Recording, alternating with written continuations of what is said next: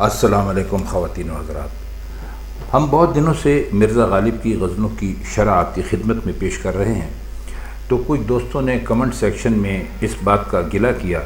کہ ہم نے میر تقی میر کو بالکل ہی بھلا دیا ہے۔ تو ایسا نہیں تھا، ہم چاہتے تھے کہ غالب کا کلام ایک مرتبہ ختم ہو جائے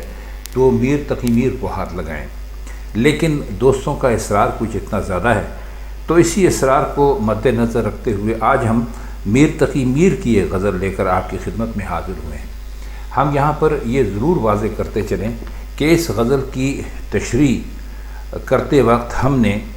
استادوں کے استاد حضرت شمس الرحمن فاروقی مرحوم کی شرح شعر شور انگیز سے بھی استفادہ کیا ہے۔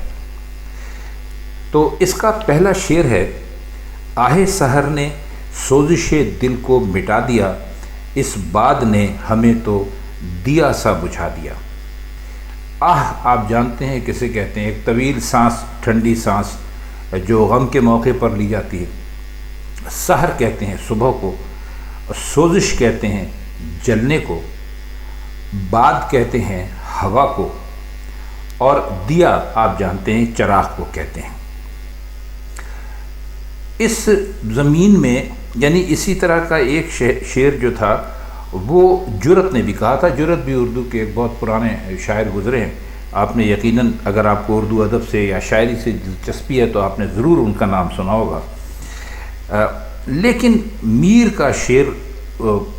کے مقابلے کا ان کا شعر بالکل بھی نہیں ہے۔ یعنی انہوں نے کہا ہے، جرت نے کہا تھا کہ کیسا پیام آ کے یہ تو نے صبا دیا، مثل چراغ صبح جو دل کو بجھا دیا۔ اب دیا اور چراغ کی رعایت سے صبا اور چراغ صبح کی جو مناسبت ہے وہ جرت کے ہاں موجود ہے، لیکن میر نے ان رعایتوں سے اور ہی کام لیا ہے۔ یعنی فرماتے ہیں کہ رات بھر روتے رہے، فریاد کرتے رہے، لیکن کچھ بھی نہیں ہوا، اور جب صبح کے وقت جب آہیں نکلی سینے سے تو پھر پتہ نہیں کیا ہوا کہ جو دل میں جو تکلیف تھی، جو جلن تھی یعنی سوزش تھی، وہ باقی نہیں رہی۔ تو کہتے ہیں کہ ایسا لگتا تھا کہ ہم چراغ تھے اور رات بھر جلنا ہی ہماری قسمت میں لکھا تھا۔ لیکن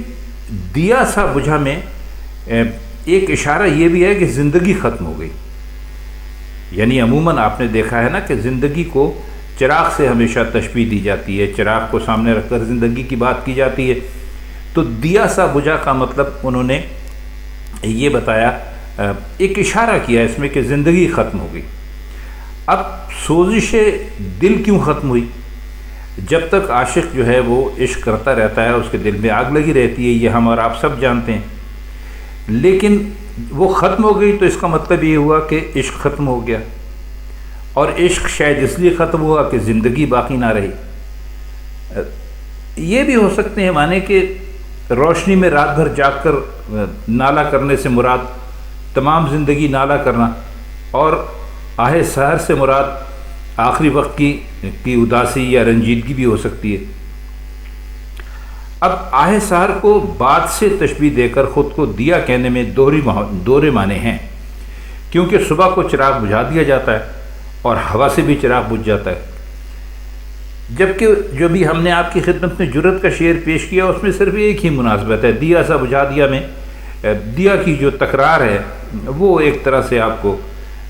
لطف دے رہی ہے۔ تو بس اس سے یوں سمجھ لیجیے کہ میر جب بات کرتے ہیں تو ان کی بات بہت ہی گہری اور بہت ہی معنویت لیے ہوئے ہوتی ہے، اور میر جیسا دماغ کسی کا بھی نہیں رہا۔ تو یہ شعر جو میر کا ہے، آہ سحر نے سوزش دل کو مٹا دیا، اس بات نے ہمیں تو دیا سا بجھا دیا۔ اب یہ دیکھیے کہ اس کو آپ یہاں سے ایک عاشق کی زندگی جو عشق کرتے وقت گزرتی ہے اور جس میں آہیں بھی ہوتی ہیں اور جس میں دل کی سوزش بھی ہوتی ہے، دل کی آگ بھی ہوتی ہے، اگر آپ ان ساری چیزوں کو مد نظر نہ رکھیں، ایک طرف ہٹا دیں اور اس شعر کو دنیا کے معنوں میں اگر آپ لیں تو اس کا ایک مطلب یہ بھی نکلتا ہے کہ ساری زندگی تکلیفیں سہیں، پریشانیاں سہیں، روتے رہے، پیٹتے رہے، فریاد کرتے رہے، اپنی جو وہ تھی قدر تھی اس کے نہ ہونے کا گلہ کرتے رہے، اور اس کے بعد ایک ایسی ہوا کا جھونکا چلا کہ یہ سب کچھ ختم ہو گیا۔ تو اب ہوا کا وہ جھونکا آپ کیا کس میں لے سکتے ہیں؟ آپ ہوا کا یہ جھونکا زندگی کے ختم ہونے کی جو ایک طرح کی تعبیر ہے وہ اس سے آپ کر سکتے ہیں، ایک طرح کا یہ مطلب نکال سکتے ہیں، ایک طرح کا یہ اشارہ سمجھ سکتے ہیں۔ اور یہ سب کچھ ایسا ہی ہوتا ہے کیونکہ خواتین حضرات دیکھیے، جب تک عاشق زندہ ہے اس وقت تو وہ عشق کرے گا، اور جب تک وہ عشق کرے گا اس کے دل میں آگ لگی رہے گی، یعنی سوزش دل رہے گی۔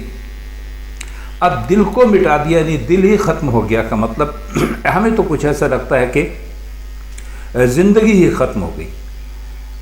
اور اس بات سے مراد غالباً ان کی موت ہے۔ دیا سا بجھا دیا کا مطلب یہ کہ جیسے دیا بجھ جاتا ہے اس طرح بجھا دیا۔ تو ملا کر غالباً اس شعر کے یہ معنی نکل سکتے ہیں کہ ساری زندگی جو تکلیفیں اٹھائیں محبت میں، ہم یہاں پر اس کو محبت نہیں لے رہے ہیں بلکہ ایک عام آدمی کے، سادہ آدمی کے جو حالات ہوتے ہیں وہ لے رہے ہیں، اور خاص طور پر تلخ حالات۔ تو فرماتے یہ ہیں کہ جو صبح کے قریب جو ہم نے آہ بھری، تو یہ اس سے بھی ہو سکتا ہے کہ جب آدمی کسی چیز کو پا لینے میں ناکامی کے قریب ہوتا ہے تو وہ ایک مرتبہ اپنی پوری طاقت سے اپنا پورا زور لگا کر اپنے مقصد کو حاصل کرنے کی کوشش کرتا ہے، اور یہ مقصد حاصل نہیں ہوتا اور کبھی کبھی حاصل ہو بھی جاتا ہے۔ تو فرماتے وہ یہ ہیں یا اس شعر میں کہ ہم نے تو بہت کوشش کی، لیکن جب پوری رات گزر گئی، مطلب ہے کہ پوری زندگی گزر گئی، اور جو دل کی آرزویں تھیں وہ کسی طرح پوری نہ ہوئیں، اور اسی دوران موت آ گئی، تو ہم ایسے ختم ہو گئے جیسے کہ کوئی دیا ختم ہو جاتا ہے۔ تو آپ اس شعر کے اگر بہت ہی مختصر معنی کرنے چاہیں تو اس کے معنی یہ بھی نکلتے ہیں کہ جب انسان اپنی تکلیفوں سے گزر کر اس پر ایک ایسا وقت آتا ہے کہ جب اس کو ایسا محسوس ہوتا ہے کہ اب اس کے اوپر کوئی، اس کی زندگی میں کوئی تکلیف باقی ہی نہیں رہ گئی، اور پھر وہ مایوس ہو جاتا ہے۔ اور مایوس آدمی کی ظاہر ہے کہ زندگی میں جب اس کو کسی آرزو کے، کسی خواہش کے، کسی حسرت کے، کسی ارمان کے پورے ہونے کا کوئی بھی امید نہیں رہتی، تو پھر وہ اس طرح ہو جاتا ہے جیسے کہ ایک مرا ہوا آدمی ہوتا ہے۔ تو بڑا خوبصورت شعر ہے، اور آج کی اس محفل میں ہم چونکہ میر پر بات کر رہے ہیں، اور میر کے شعر ایسے نہیں ہیں کہ ان کو فوری بیان کر دیا جائے، ان کے لیے بہت زیادہ ضرورت ہوتی ہے تفصیل سے بیان کرنے کی، بہت لمبی بات کرنے کی۔ تو یہ شعر ہی تقریباً 8-9 منٹ لے گیا ہے، اور اس غزل میں جو ہمارے سامنے ہے 5 اشعار ہیں، تو آپ اندازہ کر لیجئے کہ اگر ہم ان سب کی شرح کرنے کے لیے بیٹھ جائیں تو ایک محفل میں یہ 1 گھنٹے کی ویڈیو بن جائے گی جسے کوئی بھی نہیں دیکھے گا۔ تو آج کے لیے بس اتنا ہی، انشاءاللہ اسی غزل کے اگلے شعر کے ساتھ اگلی محفل میں ہم آپ کی خدمت میں پھر حاضر ہوں گے۔ تب تک کے لیے ہم چاہتے ہیں آپ سے اجازت، خدا حافظ۔